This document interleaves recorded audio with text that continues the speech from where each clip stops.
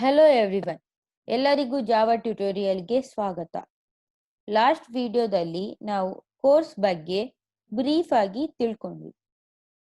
ಈ ವಿಡಿಯೋದಲ್ಲಿ ಜಾವಾ ಅಂದರೆ ಏನು, ಅದರ ಯೂಸಸ್ ಏನು ಹಾಗೂ ಅನಾಟಮಿ ಆಫ್ ಜಾವಾ ಪ್ರೋಗ್ರಾಮ್ ಬಗ್ಗೆ ತಿಳಿಯುವ. What is Java? ಜಾವಾ ಅನ್ನೋದು ಒಂದು ಪಾಪ್ಯುಲರ್ ಪ್ರೋಗ್ರಾಮಿಂಗ್ ಲ್ಯಾಂಗ್ವೇಜ್. ಇದನ್ನು ಜೇಮ್ಸ್ ಗಾಸ್ಲಿಂಗ್ ಅನ್ನುವಂತಹ ಕೆನಡಿಯನ್ ಕಂಪ್ಯೂಟರ್ ಸೈಂಟಿಸ್ಟ್ 1995 ಅಲ್ಲಿ ಕ್ರಿಯೇಟ್ ಮಾಡಿದ್ರು. ಜಾವಾ ಅನ್ನೋದು ಪ್ಲಾಟ್ಫಾರ್ಮ್ ಇಂಡಿಪೆಂಡೆಂಟ್ ಆಗಿದೆ. ಬಿಕಾಸ್ ಜಾವಾ ಕೋಡ್ ಎಲ್ಲ ಆಪರೇಟಿಂಗ್ ಸಿಸ್ಟಮ್ ಅಲ್ಲಿ ರನ್ ಆಗುತ್ತೆ. ಜಾವಾ ಇದು purely object oriented programming language. Versus C ಇದು ಪ್ರೊಸೀಜರ್ ಓರಿಯೆಂಟೆಡ್, C++ ಇದು hybrid language. C++ hybrid language ಯಾಕೆ ಅಂದ್ರೆ ಇದು ಪ್ರೊಸೀಜರ್ ಓರಿಯೆಂಟೆಡ್ ಹಾಗೂ ಆಬ್ಜೆಕ್ಟ್ ಓರಿಯೆಂಟೆಡ್ ನ ಫ್ಯೂಚರ್ ಅನ್ನು ಸಪೋರ್ಟ್ ಮಾಡುತ್ತೆ. ನೆಕ್ಸ್ಟ್ ನಾವು ಜಾವಾವನ್ನು ಎಲ್ಲೆಲ್ಲಿ ಯೂಸ್ ಮಾಡ್ತೇವೆ ಅನ್ನೋದನ್ನು ನೋಡುವ. Mobile application.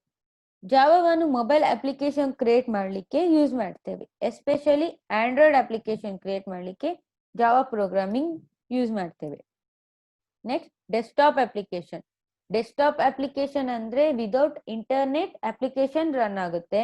So desktop application create ಮಾಡಲಿಕ್ಕೂ ನಾವು ಜಾವಾ ಪ್ರೋಗ್ರಾಮ್ ಯೂಸ್ ಮಾಡ್ತೇವೆ. Next web application. Web application create ಮಾಡಲಿಕ್ಕೂ ನಾವು ಜಾವಾ ಪ್ರೋಗ್ರಾಮ್ ಯೂಸ್ ಮಾಡ್ತೇವೆ. ವೆಬ್ ಸರ್ವರ್ ಹಾಗೂ ಅಪ್ಲಿಕೇಶನ್ ಸರ್ವರ್ ಕ್ರಿಯೇಟ್ ಮಾಡಲಿಕ್ಕೂ ನಾವು ಜಾವಾ ಪ್ರೋಗ್ರಾಮಿಂಗ್ ಯೂಸ್ ಮಾಡ್ತೇವೆ. ಗೇಮ್ಸ್ ಡೆವಲಪ್ಮೆಂಟ್ ಮಾಡಲಿಕ್ಕೂ ನಾವು ಜಾವಾ ಪ್ರೋಗ್ರಾಮ್ ಯೂಸ್ ಮಾಡ್ತೇವೆ ಹಾಗೂ ಮಚ್ ಮೋರ್. ಆಲ್ಮೋಸ್ಟ್ ಎಲ್ಲಾ ಡೊಮೇನ್ ಅಲ್ಲಿ ನಾವು ಜಾವಾವನ್ನು ಯೂಸ್ ಮಾಡ್ತೇವೆ. ಸೊ ಆದ ಕಾರಣ Java is a popular programming language. Next ನಾವು ಎರಡು ಪ್ರೊಸೆಸ್ ಜಾವಾದು ನೋಡುವ. ಒಂದು ಕಂಪೈಲೇಷನ್ ಹಾಗೂ ಇಂಟರ್ಪ್ರಿಟೇಷನ್. ಜಾವಾದಲ್ಲಿ ಕಂಪೈಲೇಷನ್ ಹಾಗೂ ಇಂಟರ್ಪ್ರಿಟೇಷನ್ ಅಂತ ಎರಡು ಪ್ರಾಸೆಸ್ ಇದೆ. ಈಗ ನಾವು ಜಾವಾ ಕೋಡ್ ಅನ್ನು ನಮ್ಮದೇ ಆದಂತಹ ನ್ಯಾಚುರಲ್ ಲ್ಯಾಂಗ್ವೇಜ್ ಅಲ್ಲಿ ಬರಿತೇವೆ. ಆದ್ರೆ ಕಂಪ್ಯೂಟರ್ಗೆ ನ್ಯಾಚುರಲ್ ಲ್ಯಾಂಗ್ವೇಜ್ ಅರ್ಥ ಆಗುದಿಲ್ಲ. ಅದಕ್ಕೆ ಅದರದೇ ಆದಂತಹ ಮಿಷಿನ್ ಲ್ಯಾಂಗ್ವೇಜ್ ಇದೆ. ಸೊ ನ್ಯಾಚುರಲ್ ಲ್ಯಾಂಗ್ವೇಜ್ ಅಲ್ಲಿ ಬರೆದಂತಹ ಕೋಡ್ ಮಿಷಿನ್ ಲ್ಯಾಂಗ್ವೇಜ್ಗೆ ಕನ್ವರ್ಟ್ ಆಗಬೇಕು. ಈ ಕೆಲಸವನ್ನು ಕಂಪೈಲರ್ ಮಾಡುತ್ತೆ. ಕಂಪೈಲರ್ ಕೋಡ್ ಅನ್ನು ಬೈಟ್ ಕೋಡಿಗೆ ಕನ್ವರ್ಟ್ ಮಾಡುತ್ತೆ. ಹಾಗೇನೆ ಇಂಟರ್ಪ್ರಿಟೇಷನ್ ಪ್ರಾಸೆಸ್ ಅಲ್ಲಿ JVM ಜಾವಾ ವರ್ಚುವಲ್ ಮಿಷಿನ್ ಇದು ಬೈಟ್ ಕೋಡ್ ಇಂದ ಮಿಷಿನ್ ಕೋಡಿಗೆ ಕನ್ವರ್ಟ್ ಮಾಡುತ್ತೆ. ಹಾಗೇನೆ ಮಿಷಿನ್ ಕೋಡ್ ರನ್ ಆಗುತ್ತೆ. ಸೊ ಇಲ್ಲಿ ಕಂಪೈಲರ್ ಹೋಲ್ ಕೋಡ್ ಅನ್ನು ಒಂದೇ ಸಮನೆ ಕಂಪೈಲ್ ಮಾಡುತ್ತೆ. ಇಂಟರ್ಪ್ರಿಟರ್ ಸಿಂಗಲ್ ಲೈನ್ ಅನ್ನು ಅಟ್ ಅ ಟೈಮ್ ತಗೊಳ್ತದೆ. ನೆಕ್ಸ್ಟ್ ನಾವು ಅನಾಟಮಿ ಆಫ್ ಜಾವಾ ಪ್ರೋಗ್ರಾಮ್ ಬಗ್ಗೆ ತಿಳಿಯುವ. ಜಾವಾ ಪ್ರೋಗ್ರಾಮ್ ಅಲ್ಲಿ ಸ್ಮಾಲ್ ಬಿಲ್ಡಿಂಗ್ ಬ್ಲಾಕ್ಸ್ ಅನ್ನು ಫಂಕ್ಷನ್ ಅಂತ ಕರಿತೇವೆ. ಫಂಕ್ಷನ್ ಅನ್ನುವಂಥದ್ದು ಒಂದು ಬ್ಲಾಕ್ ಆಫ್ ಕೋಡ್ ಆಗಿದೆ. ಇದು ಟಾಸ್ಕ್ ಅನ್ನು ಪರ್ಫಾರ್ಮ್ ಮಾಡಲಿಕ್ಕೆ ಯೂಸ್ ಮಾಡ್ತೇವೆ. So function it is a block of code to perform some task. Next class ಅನ್ನುವಂಥದ್ದು ಒಂದು ಕಂಟೈನರ್. ಅದರ ಒಳಗೆ ಅದಕ್ಕೆ ರಿಲೇಟೆಡ್ ಆಗಿರುವಂತಹ ಒಂದು ಅಥವಾ ಒಂದಕ್ಕಿಂತ ಹೆಚ್ಚು ಫಂಕ್ಷನ್ಸ್ ಇರುತ್ತೆ. So class it is a container for one or more functions. Next ನಾವು ಫಂಕ್ಷನ್ ಬಗ್ಗೆ ತಿಳಿಯುವ. ಫಂಕ್ಷನ್ ಅಂದ್ರೆ ಏನು? ಇದು ಒಂದು block of code to perform some task. Imagine TV remote. ಇದರಲ್ಲಿ ಎಲ್ಲಾ ಬಟನ್ಸ್ ಒಂದೊಂದು ಟಾಸ್ಕ್ ಅನ್ನು ಪರ್ಫಾರ್ಮ್ ಮಾಡುತ್ತೆ. ಹಾಗೇನೆ ಪ್ರೋಗ್ರಾಮಿಂಗ್ ಲ್ಯಾಂಗ್ವೇಜ್ ಅಲ್ಲಿ ಪ್ರತಿ ಫಂಕ್ಷನ್ ಒಂದೊಂದು ಟಾಸ್ಕ್ ಪರ್ಫಾರ್ಮ್ ಮಾಡುತ್ತೆ. For example send email, validate user input and so on. ಈಗ ನಾವು ಫಂಕ್ಷನ್ ಅನ್ನು ಕೋಡ್ ಅಲ್ಲಿ ಹೇಗೆ ಬರಿಬಹುದು ಅಂತ ಸಿಂಟ್ಯಾಕ್ಸ್ ಮೂಲಕ ತಿಳಿಯುವ. Syntax, return type, function name, parenthesis, pair of curly braces. ಕೆಲವು ಫಂಕ್ಷನ್ ವ್ಯಾಲ್ಯೂ ಅನ್ನು ರಿಟರ್ನ್ ಮಾಡುತ್ತೆ, ಲೈಕ್ ನಂಬರ್, ಹಾಗೂ ಇನ್ನು ಕೆಲವು ಫಂಕ್ಷನ್ ವ್ಯಾಲ್ಯೂ ಅನ್ನು ರಿಟರ್ನ್ ಮಾಡೋದಿಲ್ಲ. ಸೊ ಇಲ್ಲಿ ನಾವು ರಿಟರ್ನ್ ಟೈಪ್ ವಾಯ್ಡ್ ಅಂತ ತಕೊಂಡ್ರೆ ಇದು ಯಾವುದೇ ವ್ಯಾಲ್ಯೂ ಅನ್ನು ರಿಟರ್ನ್ ಮಾಡೋದಿಲ್ಲ. ನಾವಿಲ್ಲಿ ಎಕ್ಸಾಂಪಲ್ ನೋಡುವ. ಇಲ್ಲಿ ವಾಯ್ಡ್ ಅನ್ನೋದು ರಿಟರ್ನ್ ಟೈಪ್, ಸೆಂಡ್ ಇಮೇಲ್ ಅನ್ನೋದು ಫಂಕ್ಷನ್ ನೇಮ್. ಈ ಪ್ಯಾರಂಥಿಸಿಸ್ ಒಳಗೆ ನಾವು ಪ್ಯಾರಾಮೀಟರ್ ಅನ್ನು ಪಾಸ್ ಮಾಡಬಹುದು. ಪ್ಯಾರಾಮೀಟರ್ ಅನ್ನು ಯಾಕೆ ಪಾಸ್ ಮಾಡ್ತೇವೆ? ಫಂಕ್ಷನ್ಗೆ ವ್ಯಾಲ್ಯೂ ಅನ್ನು ಪಾಸ್ ಮಾಡ್ಲಿಕ್ಕೆ ಇದ್ರೆ ನಾವು ಪ್ಯಾರಾಮೀಟರ್ ಅನ್ನು ಪಾಸ್ ಮಾಡ್ತೇವೆ. ಫಾರ್ ಎಕ್ಸಾಂಪಲ್, ಸೆಂಡ್ ಇಮೇಲ್ ಅನ್ನೋದು ಇಲ್ಲಿ ಫಂಕ್ಷನ್. ಇಲ್ಲಿ ನಾವು ರಿಸೀವರ್ ಯಾರು, ಮೇಲ್ ಸಬ್ಜೆಕ್ಟ್ ಏನು ಹಾಗೂ ಕಂಟೆಂಟ್ಸ್ ಏನು ಅಂತ ಪ್ಯಾರಾಮೀಟರ್ ಆಗಿ ಪಾಸ್ ಮಾಡಬಹುದು. Next curly braces. Curly braces ಒಳಗೆ ನಾವು ಆಕ್ಚುಯಲ್ ಕೋಡ್ ಅನ್ನು ಬರಿತೇವೆ. ಜಾವಾದಲ್ಲಿ ಲೆಫ್ಟ್ ಬ್ರೇಸ್ ಅನ್ನು ಫಂಕ್ಷನ್ ಎಲ್ಲಿ ಬರಿತೇವೋ ಅದೇ ಸೇಮ್ ಲೈನ್ ಅಲ್ಲಿ ಬರಿತೇವೆ.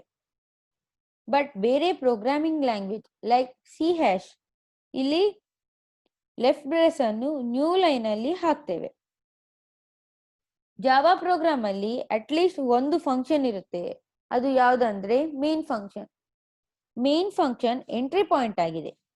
ನಾವು ಯಾವಾಗ ಜಾವಾ ಪ್ರೋಗ್ರಾಮ್ ಅನ್ನು ರನ್ ಮಾಡ್ತೇವಾ ಅಥವಾ ಎಕ್ಸಿಕ್ಯೂಟ್ ಮಾಡ್ತೇವಾ ಆಗ ಮೇನ್ ಫಂಕ್ಷನ್ ಕಾಲ್ ಆಗುತ್ತೆ ಹಾಗೂ ಅದರ ಒಳಗಿನ ಕೋಡ್ಸ್ ಎಕ್ಸಿಕ್ಯೂಟ್ ಆಗುತ್ತೆ. ಆದ ಕಾರಣ ಮೇನ್ ಫಂಕ್ಷನ್ ಅನ್ನುವಂಥದ್ದು ಎಂಟ್ರಿ ಪಾಯಿಂಟ್ ಆಗಿದೆ. ಈ ಫಂಕ್ಷನ್ಸ್ ಯಾವಾಗಲೂ ಕ್ಲಾಸಿಗೆ ಬಿಲಾಂಗ್ಸ್ ಆಗಿರುತ್ತೆ. ನೆಕ್ಸ್ಟ್ ನಾವು ಕ್ಲಾಸ್ ಬಗ್ಗೆ ತಿಳ್ಕೊಳ್ಳುವ. ಕ್ಲಾಸ್ ಅನ್ನು ನಾವು ಹೇಗೆ ಡಿಫೈನ್ ಮಾಡಬಹುದು ಅಂತ ನೋಡುವ. ಇಲ್ಲಿ syntax, class keyword, class name, curly braces. ನಾವು ಕ್ಲಾಸ್ ಅನ್ನು ಕೋಡ್ ಆರ್ಗನೈಸ್ ಮಾಡಲಿಕ್ಕೆ ಯೂಸ್ ಮಾಡ್ತೇವೆ. Just like a super market. Super market ಅಲ್ಲಿ ಬೇರೆ ಬೇರೆ ಸೆಕ್ಷನ್ ಇದೆ. ಲೈಕ್ ವೆಜಿಟೇಬಲ್ಸ್ಗೆ ಬೇರೆ, ಸ್ಟೇಷನರಿ ಐಟಮ್ಸ್ಗೆ ಬೇರೆ. ಸೊ ಪ್ರತಿ ಸೆಕ್ಷನ್ ಅಲ್ಲಿ ಅದಕ್ಕೆ ರಿಲೇಟೆಡ್ ಆಗಿರುವಂತಹ ಪ್ರಾಡಕ್ಟ್ ಸ್ಟೋರ್ ಆಗಿರುತ್ತೆ. ಅದೇ ರೀತಿ ಜಾವಾದಲ್ಲಿ ಕ್ಲಾಸ್ ಅಲ್ಲಿ ಅದಕ್ಕೆ ರಿಲೇಟೆಡ್ ಆಗಿರುವಂತಹ ಫಂಕ್ಷನ್ ಇರುತ್ತೆ. ಎವ್ರಿ ಜಾವಾ ಪ್ರೋಗ್ರಾಮ್ ಅಲ್ಲಿ ಅಟ್ಲೀಸ್ಟ್ ಒಂದು ಕ್ಲಾಸ್ ಹಾಗೂ ಅದರಲ್ಲಿ ಒಂದು ಮೇನ್ ಫಂಕ್ಷನ್ ಇರುತ್ತೆ. ಅದನ್ನು ಹೇಗೆ ಬರಿಬಹುದು ಅನ್ನೋದನ್ನು ಎಕ್ಸಾಂಪಲ್ ನೋಡುವ. Class main void main. ಇಲ್ಲಿ ಕ್ಲಾಸ್ ಕೀವರ್ಡ್, ಇದು ಮೇನ್, ಕ್ಲಾಸ್ ಇದು ನೇಮ್. ಇಲ್ಲಿ void return type, main is a function name. ಹೀಗೆ ನಾವು ಜಾವಾದಲ್ಲಿ ಕ್ಲಾಸ್ ಅನ್ನು ಡಿಫೈನ್ ಮಾಡ್ತೇವೆ. ಇಲ್ಲಿ ಕ್ಲಾಸ್ ಒಳಗೆ ಫಂಕ್ಷನ್ ಇರುವುದರಿಂದ ಈ ಫಂಕ್ಷನ್ ಅನ್ನು ಮೆಥಡ್ ಅಂತ ಕರಿತೇವೆ. ಬೇರೆ ಪ್ರೋಗ್ರಾಮಿಂಗ್ ಲ್ಯಾಂಗ್ವೇಜ್ ಲೈಕ್ ಪೈಥಾನ್ ಅಲ್ಲಿ ಕ್ಲಾಸ್ ಇಂದ ಹೊರಗಡೆ ನಾವು ಫಂಕ್ಷನ್ ಕಾಲ್ ಮಾಡ್ತೇವೆ. ಆರ್ ಫಂಕ್ಷನ್ ಕ್ಲಾಸ್ ಇಂದ ಹೊರಗಡೆ ಇರುತ್ತೆ. ಸೊ ಅದನ್ನು ಫಂಕ್ಷನ್ ಅಂತಾನೆ ಕರಿತೇವೆ. ಜಾವಾದಲ್ಲಿ ಫಂಕ್ಷನ್ ಕ್ಲಾಸಿನ ಒಳಗಡೆ ಇರೋದ್ರಿಂದ ಮೆಥಡ್ ಅಂತ ಕರಿತೇವೆ. ಜಾವಾದಲ್ಲಿ ಕ್ಲಾಸ್ ಹಾಗೂ ಮೆಥಡ್ ಆಕ್ಸೆಸ್ ಮಾಡಿಫೈಯರ್ ಅನ್ನು ಹೊಂದಿರ್ತದೆ. ಆಕ್ಸೆಸ್ ಮಾಡಿಫೈಯರ್ ಅನ್ನೋದು ಒಂದು ಸ್ಪೆಷಲ್ ಕೀವರ್ಡ್. ಈಗ ಬೇರೆ ಬೇರೆ ಕ್ಲಾಸ್ ಹಾಗೂ ಮೆಥಡ್ಸ್ ಇದ್ರೆ ಒಂದು ಪ್ರೋಗ್ರಾಮ್ ಅಲ್ಲಿ ಒಂದು ಕ್ಲಾಸ್ ಇನ್ನೊಂದು ಕ್ಲಾಸ್ ಅನ್ನು ಆಕ್ಸೆಸ್ ಮಾಡಬಹುದಾ ಅಂತ ಹೇಳುವುದು ಈ access modifier. Different access modifier ಇದೆ, like public, private and so on. Normally ನಾವು ಪಬ್ಲಿಕ್ ಆಕ್ಸೆಸ್ ಮಾಡಿಫೈಯರ್ ಅನ್ನು ಯೂಸ್ ಮಾಡ್ತೇವೆ. ಅದನ್ನು ಯಾವ ರೀತಿ ಬರಿಬಹುದು ಅನ್ನೋದನ್ನು ನೋಡುವ. Public class main.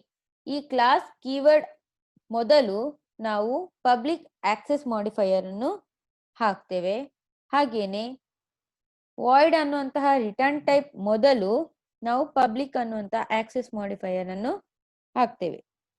ಇದು ಜಾವಾ ಪ್ರೋಗ್ರಾಮ್ ಇದು ಬೇಸಿಕ್ ಸ್ಟ್ರಕ್ಚರ್.